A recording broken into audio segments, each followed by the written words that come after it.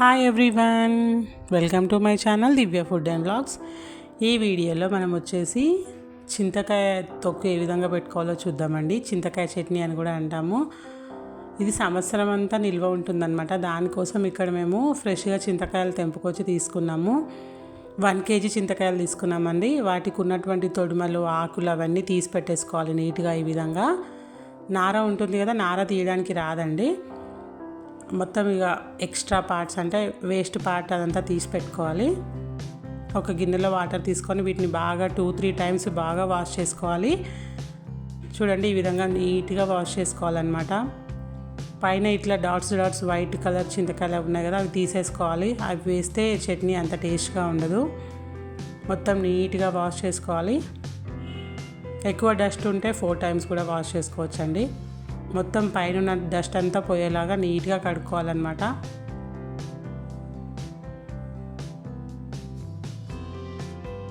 చూడండి, ఈ విధంగా బాలేనివన్నీ తీసేసి బాగున్నాయి మాత్రమే నీట్గా కడిగి తీసుకున్నాము. ఇలా పొడు చింతకాయలు తీసుకుంటే పచ్చడి బాగుంటుందన్నమాట, మరీ చిన్నవి కాకుండా. ఇప్పుడు ఒక క్లాత్ తీసుకోవాలి, ఇంట్లోనే నీడలోనే ఆరబెట్టుకోవాలండి. ఒక డ్రై క్లాత్ తీసుకొని దాంట్లో మనం కడుక్కున్నటువంటి చింతకాయలన్నిటిని వేసుకోవాలి. ఈ విధంగా దూరంగా వేసుకొని బాగా ఆరబెట్టుకోవాలి. మనం కడిగినటువంటి వాటర్ అంతా పోవాలండి. ఫ్యాన్ వేసుకొని ఆరబెట్టుకుంటే సరిపోతుంది. ఎండలో మాత్రం పెట్టొద్దండి, ఇంట్లో ఫ్యాన్ కిందనే నీడలో పెట్టుకుంటే సరిపోతుంది. ఒక 1/2 అవర్లో ఆరిపోతాయి ఇవి. తర్వాత ఇందులోకి మనం ఒక 1 kg పచ్చిమిర్చి తీసుకున్నాము. ఇక్కడ నేను వీడియోలో చూపిస్తున్నాయి 2 kgs ఉన్నాయి, కానీ ఇందులో 1 kg మాత్రమే తీసుకున్నామండి చట్నీకి. 1 kg చింతకాయలకి 1 kg పచ్చిమిర్చి సరిపోతుంది కరెక్ట్గా.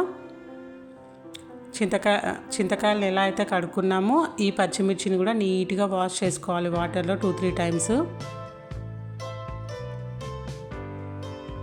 తొడుమలు ఉంటాయి కదండి, తొడుమలతో సహా వాష్ చేసుకుంటే బాగుంటుంది. పచ్చిమిర్చిలోకి వాటర్ పోకుండా ఉంటాయి. మనం వాష్ చేసేటప్పుడు తొడుమలు తీస్తే వాటర్ అన్నీ లోపలికి వెళ్తాయి. ఈ విధంగా తొడుమలు తీయకుండా వాష్ చేసుకోవాలి. ఆరిన తర్వాత తొడుమలు తీసుకోవాలన్నమాట. వీటిని కూడా ఒక క్లాత్ తీసుకొని నీట్గా ఈ విధంగా ఆరబెట్టుకోవాలి. నీడలోనే ఆరబెట్టుకోవాలండి, ఆ తేమంతా పోయేటట్లు. ఆరిన తర్వాత మనం తొడుమలు తీసుకుంటే సరిపోతుంది. పచ్చిమిర్చి అంతా తడారిన తర్వాత ఈ విధంగా కాడలన్నీ తీసి పెట్టుకోవాలండి. ఇప్పుడు మనం చింతకాయలు మొత్తం ఆరిపోయాయి కదా, వీటిని తీసుకున్నాను నేను. 1 kg ఉన్నాయన్నమాట ఇవి. ఇందులోకి మనం 1/4 కప్పు సాల్ట్ తీసుకుంటే సరిపోతుంది. చూడండి, 1/4 కప్ కంటే కొద్దిగా ఎక్కువ తీసుకుంటే పర్ఫెక్ట్గా సరిపోతుంది అన్నమాట. వీటిని రోట్లో దంచుకోవాలండి. చూడండి, మనం కడిగి ఆరబెట్టుకున్నటువంటి చింతకాయలను డైరెక్ట్గా అలాగే తొక్కతో రోట్లో వేసి దంచుకోవాలి. మిక్సీలో వేసుకుంటే ఆ నార, ఆ సీడ్స్ వచ్చేసి అందులో మిక్సీలో కలిసిపోయి చేదు అనిపిస్తుంది అనమాట. అందుకే ఈ విధంగా మనం రోట్లోనే దంచుకోవాలి. కొద్దిగా టైం టేకింగ్ ప్రాసెస్, కానీ మనం సంవత్సరం అంతా నిల్వ ఉంటుంది కాబట్టి కొంచెం టైం తీసుకొని చేసుకోవాలండి. చూడండి, నార అంతా బయటికి వచ్చేలాగా ఈ విధంగా దంచుకోవాలి.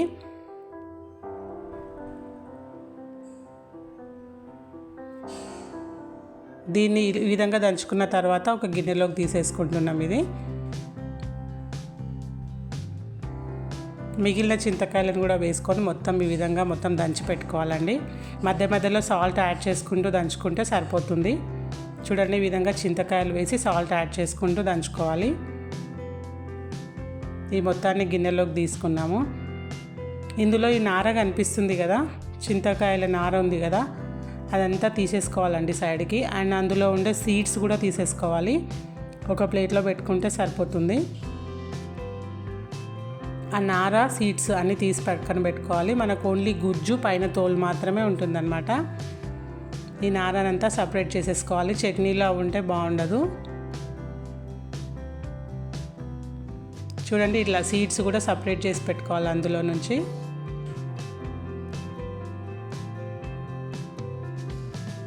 మొత్తం ఈ విధంగా అంతా చింతకాయలన్నీ దంచుకున్న తర్వాత అన్నీ సపరేట్ చేసి పెట్టుకున్నాము.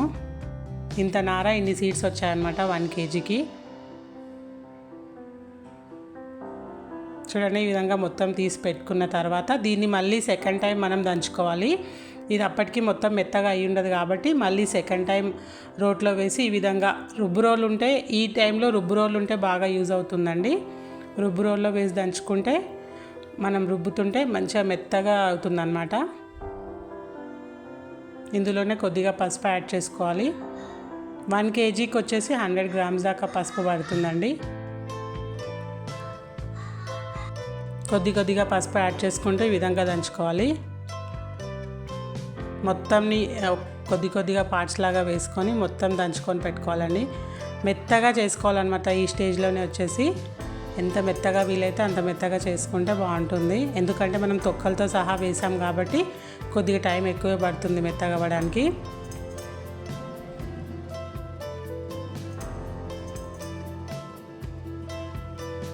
ఈ విధంగా రోకలతోటే మెత్తగా చేసేసుకున్నాం ఇక్కడ. దీన్ని అంతటిని తీసుకొని ఒక ప్లేట్లో పెట్టేసుకోవాలండి. మరీ బరకగా ఉండొద్దు.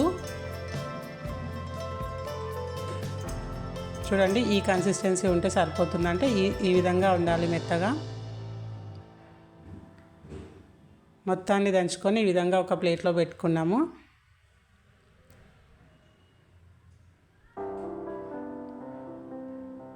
చూడండి, కలర్ అయితే ఎంత పర్ఫెక్ట్గా సూపర్గా వచ్చింది. ఇప్పుడు ఇందులోకి ఒక 100 grams మెంతులు తీసుకున్నానండి. 1 kgకి 100 grams పర్ఫెక్ట్గా సరిపోతాయి. చేదు ఎక్కువ అనిపిస్తుంది అంటే 50 grams కూడా తీసుకోవచ్చు. వాటిని డ్రై రోస్ట్ చేసుకొని ఈ విధంగా ఫైన్ పౌడర్ చేసి పెట్టుకోవాలి. ఇది వచ్చేసి 100 grams జీలకర్ర తీసుకున్నాము. వీటిని కూడా డ్రై రోస్ట్ చేసుకొని ఈ విధంగా ఫైన్ పౌడర్ లాగా చేసి పెట్టుకోవాలి. చాలా మెత్తగా ఉండాలండి పౌడర్ వచ్చేసి.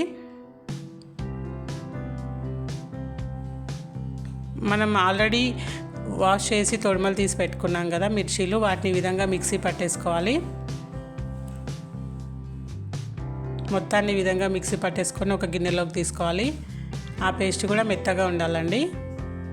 గ్రీన్ చిల్లీ పేస్ట్ వచ్చేసి చూడండి, 1 kg మిర్చి వచ్చేసి ఇంత వచ్చిందనమాట పేస్ట్.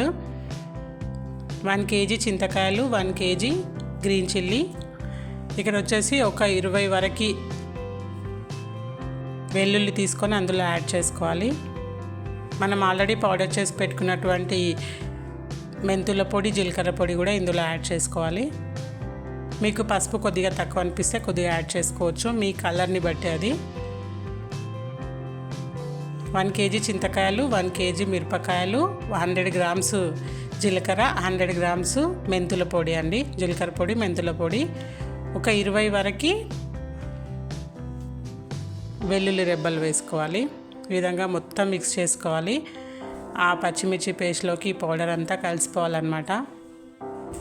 తర్వాత మనం ఆల్రెడీ దంచి పెట్టుకున్నాం కదండి, రోట్లో వేసి దంచుకున్నాం కదా చింతకాయ, సాల్ట్ కలిపినటువంటి పేస్ట్, అది కూడా ఇందులో యాడ్ చేసుకొని మొత్తం మిక్స్ చేసుకోవాలి. ఈ పచ్చడి వచ్చేసి సంవత్సరం అంతా నిల్వ ఉంటుందండి. చాలా టేస్టీగా ఉంటుంది. వేడి వేడి అన్నంలోకి వేసుకొని తింటే, మనం తినాలనుకున్నప్పుడు ఇందులో పోపు పెట్టుకొని తింటే సరిపోతుంది. పోపు వచ్చేసి కొద్దిగా ఆయిల్ వేసుకొని అందులో రెడ్ చిల్లీ, మామూలుగా జీలకర్ర, ఆవాలు వేసుకొని పోపు పెట్టేసుకొని కరివేపాకు కూడా వేసుకొని పోపు పెట్టేసుకొని తింటే సూపర్గా ఉంటుంది. మీరు మనం వాడుకునేటప్పుడు కన్సిస్టెన్సీ బేస్ చేసుకొని కొంచెం వాటర్ కూడా యాడ్ చేసుకొని పోపు పెట్టుకుంటే సూపర్గా ఉంటుందన్నమాట. చూడండి, ఈ విధంగా పర్ఫెక్ట్గా అంతా కలిసేలాగా మిక్స్ చేసుకోవాలి. చేతిని ఈ విధంగా మీద పైన ఇట్లా పాముకుంటూ మిక్స్ చేసుకుంటే కరెక్ట్గా మిక్స్ అవుతుందండి. మా ఇంట్లో మా అమ్మ వాళ్ళు అయితే ఈ విధంగానే చట్నీ చేస్తారు. చింతకాయ చట్నీ వచ్చేసి సంవత్సరం వరకైనా ఫ్రెష్గా ఉంటుంది. మనం తినాలనుకున్నప్పుడు పోపు పెట్టుకొని తింటే సరిపోతుంది. లేదు, ఈ విధంగానే వేడివేడి అన్నంలో ఈ చట్నీ వేసుకొని నెయ్యి వేసుకొని తిన్నా సూపర్గా ఉంటుంది. మీరు కూడా నచ్చితే, మీకు కనుక ఈ వీడియో నచ్చితే మీరు కూడా వన్స్ ఈ పచ్చడి ట్రై చేసి ఎలా ఉందో కమెంట్ చేయండి.